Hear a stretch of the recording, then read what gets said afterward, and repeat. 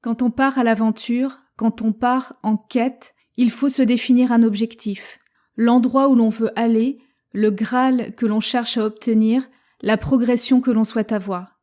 Nous allons donc voir ensemble une façon très simple de décrire les 4 niveaux de maîtrise d'une langue étrangère et le point magique qu'il faut absolument viser en priorité numéro 1 pour maximiser les chances de réussir sa quête. À tout de suite.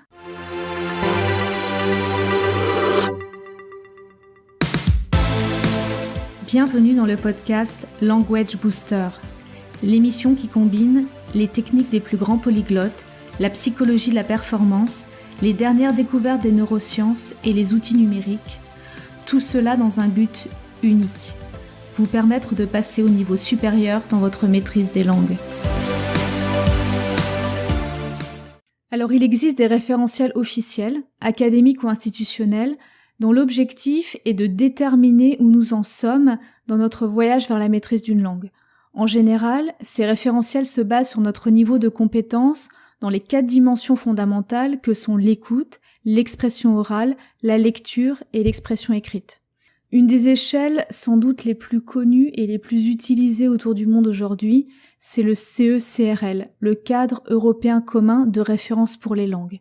Mais en fait, ce référentiel, il a beau être plutôt bien fait, et il a beau être nécessaire dans certains contextes, je pense notamment au recrutement et à l'accès à certaines fonctions, je ne le trouve pas nécessairement très parlant et pas très utile au quotidien pour juger de sa maîtrise des langues. Et donc je lui préfère une image 10 000 fois plus simple, pragmatique, concrète, basée sur la situation dans laquelle on se trouve à chaque étape de l'aventure. Une image que j'aime beaucoup, c'est l'image du jeu de cartes. Pour moi, apprendre une langue étrangère, c'est un peu comme un jeu de cartes. Au départ, toutes les cartes sont sur la table, face tournée contre table. Leur contenu est caché. Le sens de ce que l'on voit et de ce que l'on entend nous échappe complètement. On comprend strictement rien ou pas grand-chose, on navigue en plein brouillard. C'est la phase la plus difficile dans l'apprentissage des langues. Et puis petit à petit, lentement, avec difficulté, on va commencer à retourner les premières cartes, à repérer et à apprendre la signification de certains mots, des mots très simples d'abord, des mots concrets. On va aussi commencer à repérer des schémas, les quelques verbes de base, les expressions les plus courantes, et doucement, le brouillard dans lequel on était, il va se lever. On va aussi maladroitement, à ce moment-là, se lancer dans la construction de nos toutes premières phrases. Et au fur et à mesure qu'on avance dans la compréhension de la langue, on retourne les cartes, les unes après les autres. Cette progression, c'est une continuité, c'est un continuum. Il n'y a aucune façon absolue de la quantifier. C'est une croissance organique qui se fait un peu sur tous les fronts en même temps, en réception et en émission, à l'oral et à l'écrit. Malgré tout le long de ce chemin, on franchit un certain nombre d'étapes importantes. Et la première de ces étapes, elle intervient quand on a retourné, mettons, 25% des cartes du jeu. À ce moment-là, on a atteint un niveau de base dans la langue cible. On est alors dans une situation où on maîtrise le vocabulaire le plus courant et certaines règles de grammaire. On est capable de communiquer un petit peu à l'oral et d'avoir des conversations très simples. À l'écrit, on peut comprendre des signes simples. Alors là, je pense notamment à toutes les langues asiatiques et pas à nos langues alphabétiques qui sont relativement faciles à acquérir, mais à toutes ces langues qui ont un nombre de caractères assez impressionnant. Donc on est capable de comprendre des signes simples et on est capable de lire et d'écrire des textes très basiques. Alors ce point du niveau basique, pour moi, c'est un peu le point de tous les dangers. Car l'étude de la langue, même si elle est de plus en plus simple au fur et à mesure qu'on progresse, elle reste un effort. Or si on se décourage, si on baisse les bras et qu'on abandonne à ce moment-là, il y a un risque immense de perdre tous les bénéfices des efforts qu'on a réalisés jusqu'à présent. Car cette nouvelle langue, on ne l'a pas encore suffisamment ancrée en nous.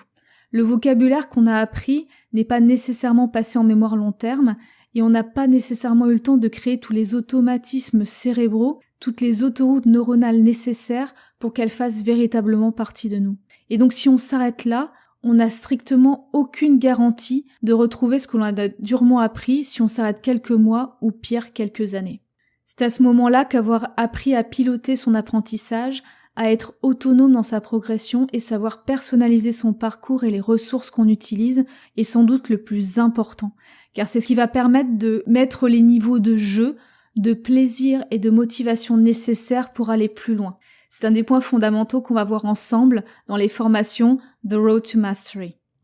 Donc on a appris à piloter son apprentissage, on a appris à mettre du jeu, à mettre du plaisir, à mettre de la motivation, et donc on poursuit sa route. Et à ce moment-là, juste après ce moment où on pensait baisser les bras, où on pensait tout abandonner, le chemin, il devient étrangement plus facile.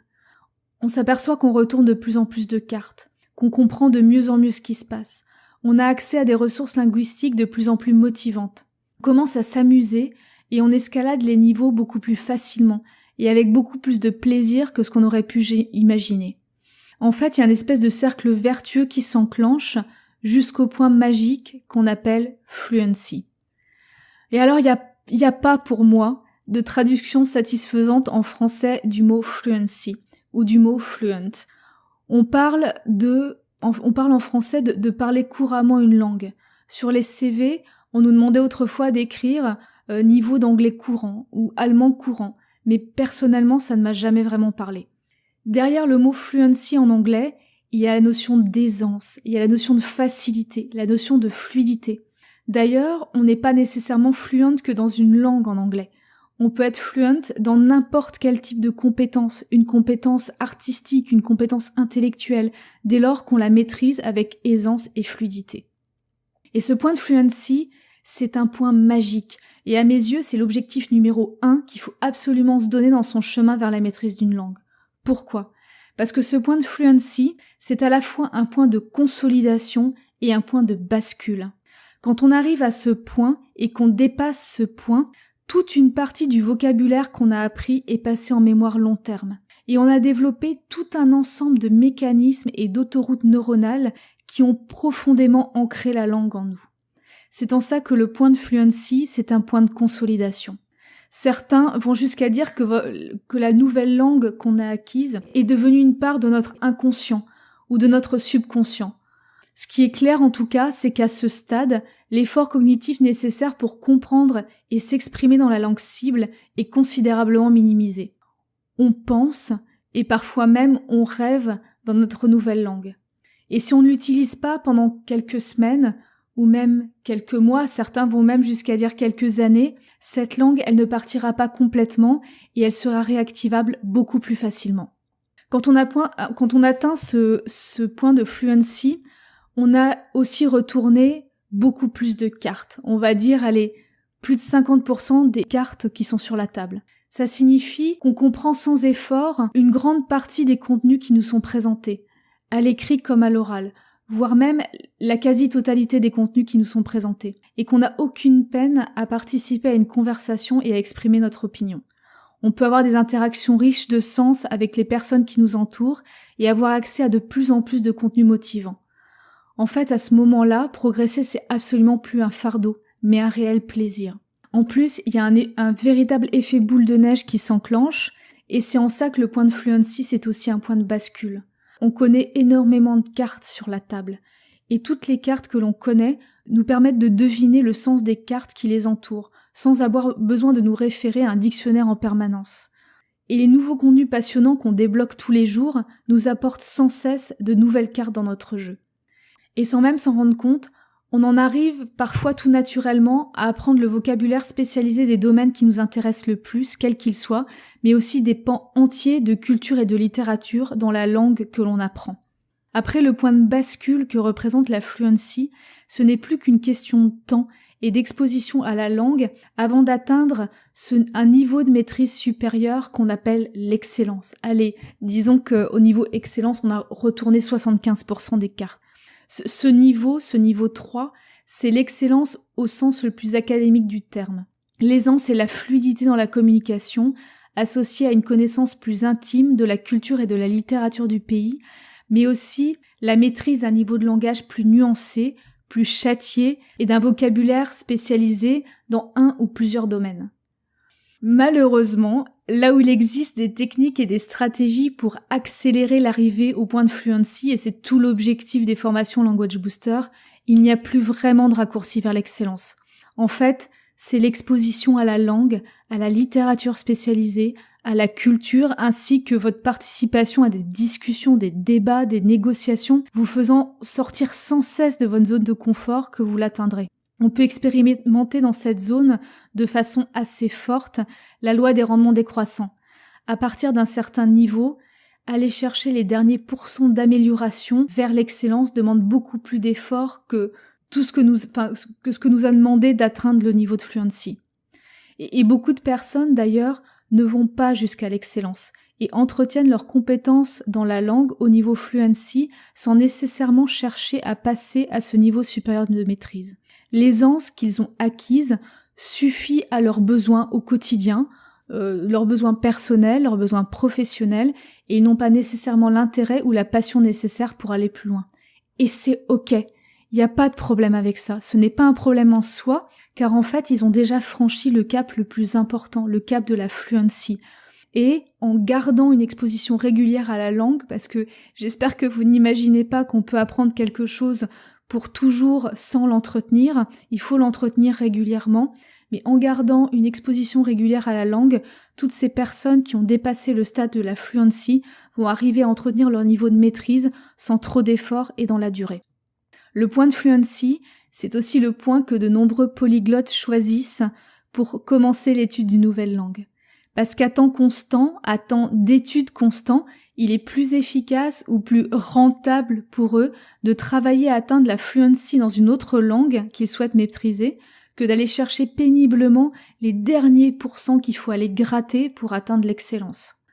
En fait, pour être complètement exact, beaucoup de polyglottes ne switchent pas d'une langue à l'autre quand ils ont atteint le niveau 2, celui de la fluency, mais le niveau 4, celui qui les rapproche le plus du niveau du locuteur natif. Ils sautent en fait allègrement au-dessus du niveau 3. Mais oui. Et alors là, j'entends votre cerveau bugger d'ici. Enfin Julie, t'es bien gentille, mais comment ça les polyglottes ils switchent d'une langue à l'autre au niveau 4 ? C'est pas possible. On a dit qu'il n'allait pas nécessairement chercher le niveau 3, qui est le niveau de l'excellence. Or le niveau 3, le niveau 4, il est au-dessus du niveau 3. Donc, pas de passage par le niveau 3, pas de niveau 4. Ben si. En fait, le niveau 3, les polyglottes, ils sautent allègrement au-dessus. Et c'est ce que vous apprendrez aussi à faire dans les formations The Road to Mastery. En fait, dans cette histoire, on se fait tous avoir par les représentations habituelles, classiques, traditionnelles des niveaux de maîtrise d'une langue. Ces représentations traditionnelles définissent l'excellence, le niveau 3, de façon académique. L'excellence en langue, au sens académique du terme, comprend la maîtrise d'un niveau de langage plus avancé, plus nuancé, plus soutenu, plus châtié que le langage quotidien. Mais aussi la maîtrise d'un registre de vocabulaire beaucoup plus étendu, qui comprend les termes spécialisés d'un ou de plusieurs secteurs, ou encore la connaissance intime de la culture, de la littérature et des arts du pays en question. Et donc le locuteur natif, au sommet de sa pyramide de la maîtrise, et c'est bien l'endroit où il doit être sur la pyramide, il se retrouve propulsé à un niveau d'excellence ultime, d'une exigence absolue, au sens académique du terme. Et c'est bien là que réside le problème, c'est bien dans cette représentation que se situe le problème. Car qui, même dans sa langue maternelle, connaît le vocabulaire spécifique, pointu de tous les domaines qui existent.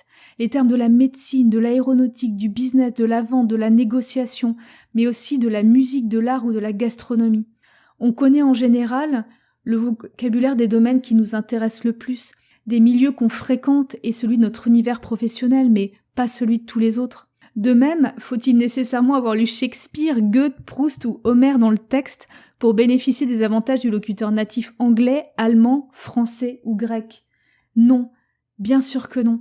D'ailleurs, dans tous les pays du monde, toute une partie de la population a très peu lu, voire pas lu du tout les classiques. Et pourtant, ces personnes-là sont parfaitement intégrées à la société, au niveau personnel et professionnel.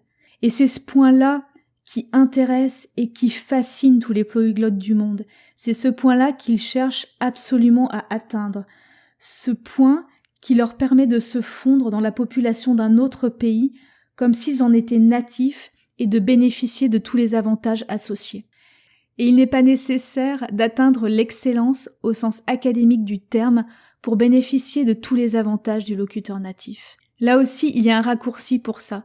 une espèce de passage secret, des points très spécifiques à travailler pour passer du niveau fluency au niveau du locuteur natif directement.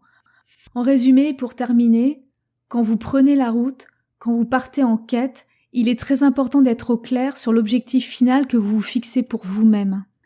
Est-ce que ce sera le point d'excellence et d'érudition au sens académique du terme, avec la connaissance pointue, profonde du théâtre, de la littérature, d'un niveau de langage châtié du pays dont vous apprenez la langue? Est-ce que vous voulez atteindre le niveau du locuteur natif, arriver à parfaitement vous fondre dans la société, ou est-ce que vous voulez combiner les deux? C'est important de savoir quel objectif on se donne, car la route, le temps et les moyens diffèrent pour y parvenir. Et si vous n'êtes pas encore à l'aise et fluide dans la langue que vous souhaitez maîtriser, l'objectif numéro 1 que vous devez absolument vous fixer est avant toute autre chose d'atteindre ce point magique de la fluency. C'est la partie du chemin la plus difficile, notamment parce que c'est la partie du chemin où il y a le plus de risques de se décourager, mais c'est aussi celle où existe le plus d'outils et de raccourcis pour accélérer sa progression. C'est tout l'objectif des formations Language Booster. Vous trouverez en description de ce podcast un lien vers l'espace de formation Language Booster. Sur cette page, j'annonce l'ensemble des formations Language Booster à venir. Ce sont des formations qui correspondent aux besoins de mes clients, dont le contenu pédagogique est prêt et que je suis en train de tourner. La meilleure façon d'être tenu au courant de la sortie officielle de la formation qui vous intéresse le plus, c'est donc d'aller sur la page dédiée et de laisser votre mail. Vous recevrez un message pour vous prévenir de sa sortie dès le jour J. Et si par hasard vous ne trouviez pas la formation qu'il vous faudrait absolument dans la liste actuelle, pas de panique. J'ai mis en place un formulaire sur Internet pour recueillir vos besoins, vos objectifs et vos difficultés en termes de maîtrise des langues pour que nous puissions les adresser ensemble à travers les formations et bien évidemment les dépasser. Si la formation dont vous avez absolument besoin pour atteindre vos objectifs n'est pas dans la liste actuelle, vous pouvez me faire part de vos besoins particuliers en remplissant le formulaire dont le lien est sur la page de formation, mais aussi en description de ce podcast. À tout de suite dans le prochain épisode.